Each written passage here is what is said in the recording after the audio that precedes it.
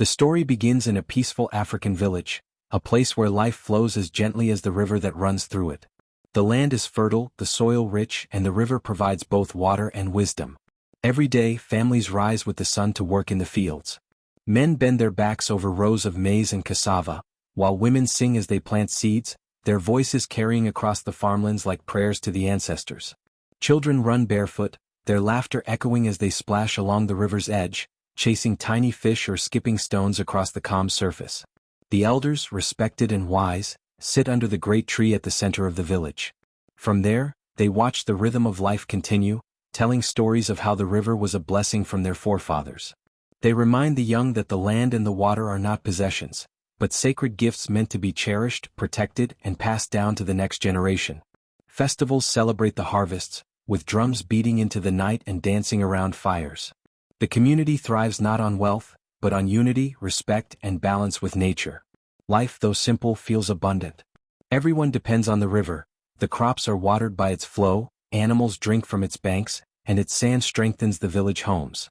The people see themselves as guardians of the land, and their bond with nature is as strong as their bond with one another. To them, the river is not just water, it is life itself, the heartbeat of the village. They believe as long as the river flows and the soil stays rich, their children will never go hungry. But beneath this harmony, an unseen shadow of greed slowly begins to stir.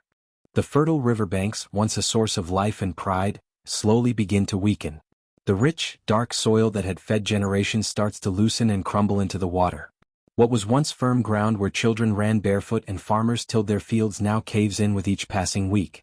The river no longer flows with the same calm grace. Its course begins to shift, carrying away pieces of the land that once sustained the village. The villagers start to notice subtle but troubling changes. The maize fields, once tall and golden, struggle to grow. Yams come out smaller, cassava roots weaker. Women who used to return from the gardens with baskets overflowing now carry only half as much. Hunger begins to gnaw at the community, first quietly, then louder with every passing season. Children who once laughed freely now cry at night for food, their bellies aching. The elders, who always believed the land would never betray them, sit under the old tree and whisper prayers, but even their voices carry worry. As the soil weakens, the bond between man and land begins to break. The river, once called the Father who gives life, now feels distant, almost resentful. Villagers begin to argue among themselves. Some blame the strangers who came to steal the sand, others whisper that their own people's greed has cursed them. Trust in the community begins to fracture, just as the earth beneath their feet crumbles. The harvest shrinks further and desperation sets in. Families who once had enough to share now guard their stores of grain.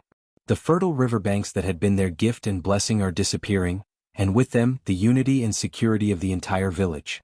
Tensions rise as the damage becomes impossible to ignore. Cracks form not just in the riverbanks but also in the hearts of the people. Some villagers, their eyes sharp with fear, warn of danger. They speak of the soil's collapse, of the shrinking crops, of the river's shifting flow. They beg their neighbors to stop the digging before it is too late.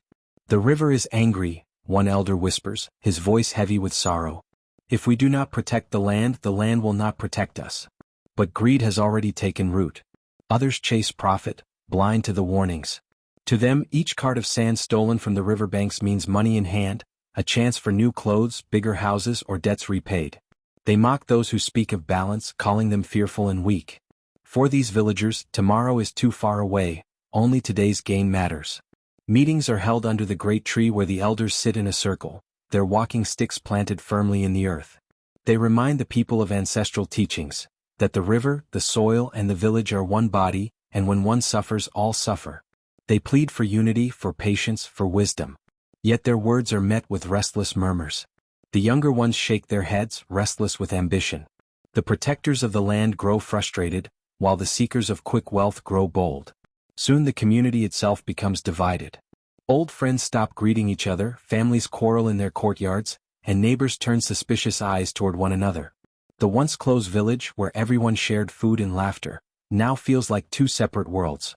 Those who fight to save the land and those who dig its life away. The river watches silently as the people tear themselves apart.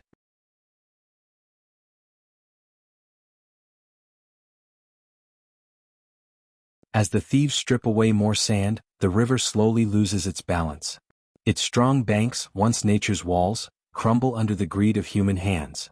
The rainy season arrives like it does every year, but this time the river is no longer the same. With nothing to hold it back, the waters rise higher and faster than before, rushing over the weakened banks with a fury the village has never seen. The flood comes suddenly.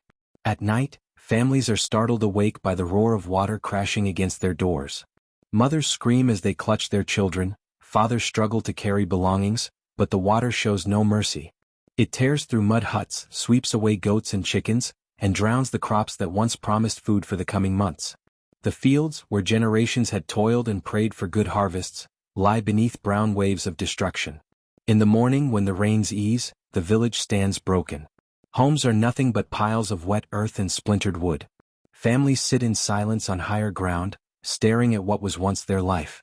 Children cry for food, elders whisper prayers, and men bury their faces in their hands, powerless against the river's rage. What was once a source of life, the river that fed their children in fields, has turned into a weapon of destruction. The very gift of nature has become its curse. And behind it all lingers the bitter truth everyone knows but few dare to say aloud. It was not the river's betrayal, but the people's greed that invited this disaster. The village is left in ruins not only physically but in spirit. Families are homeless, farms destroyed, and hope drowned beneath the floodwaters. The village, once filled with laughter and unity, begins to crumble under the weight of hunger and despair. With the crops destroyed and livestock swept away by the floods, families now go to bed on empty stomachs. Children cry through the night, their ribs showing beneath their thin skin, while mothers feel the helpless ache of having no food to give. Fathers wander the ruined fields, staring at the mud and broken stalks, wondering how to provide for their families in a land that once gave them everything. But the pain of hunger is not the only wound. As days pass, whispers turn to accusations. Neighbors who once shared meals and worked side by side now glare at each other with suspicion. "It was him who sold the sand," one villager mutters. "No, it was her family who grew rich while the rest of us suffered," another accuses. Old friendships that had survived storms and droughts now break under the poison of distrust. Elders gather the people, begging them to remember unity, but anger has already taken root. The silence that once protected the thieves has now become the village's curse. They realize too late that by ignoring the early warnings, by turning away from the truth when it was still small, they allowed greed to grow into a monster. Now that monster has devoured their land, their homes, and their trust.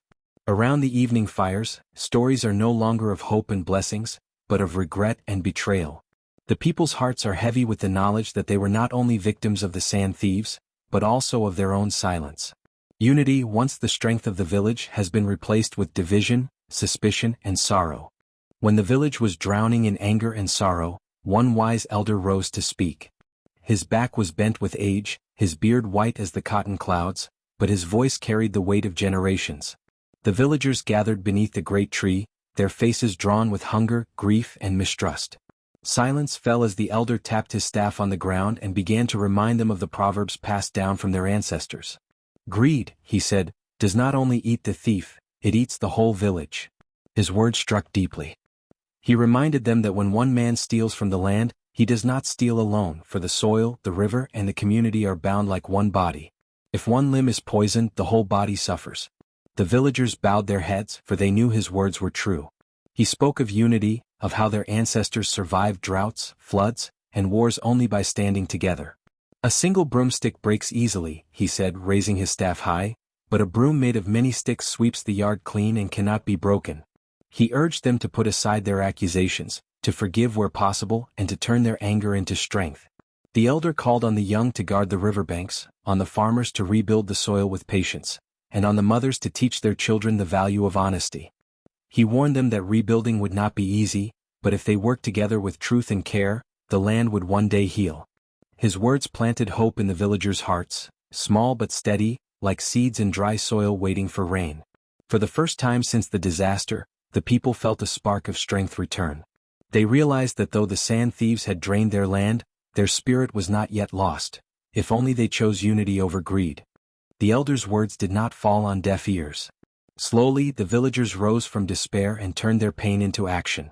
Men, women, and even children took turns keeping watch over the riverbanks, determined to guard what little remained of their land. At night, fires were lit along the river's edge, and strong young men stood with spears and sticks, ready to confront any thief who dared approach. The strangers who once crept under darkness with shovels and sacks now found themselves met by determined eyes and a community no longer silent. Families, though hungry, began to share what little food they had.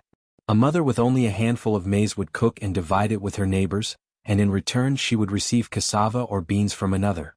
The spirit of togetherness that had once been broken slowly began to mend. Songs of resilience replaced the cries of division, and even in hardship, laughter sometimes returned around the fires at night.